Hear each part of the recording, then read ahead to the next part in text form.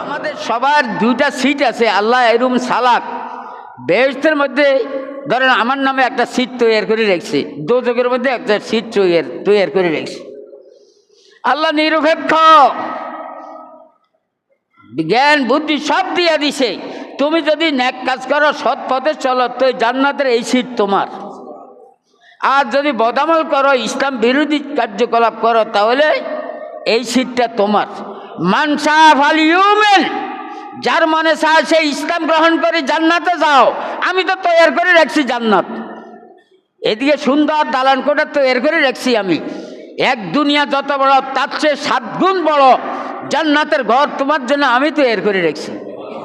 তুমি জান্নাতের কাজ করি ওখানে যাও। আর যদি মনে না চায়, আমার হুকুম আহকাম যদি ভালো না লাগে, ফালিয়াকফুর, তুমি কাফের হও, কুফরি করো, তুমি করি জাহান্নামের মধ্যে যাও, আমার কোনো আপত্তি নেই। তাহলে আমাদের সবার জন্য সিট কটা?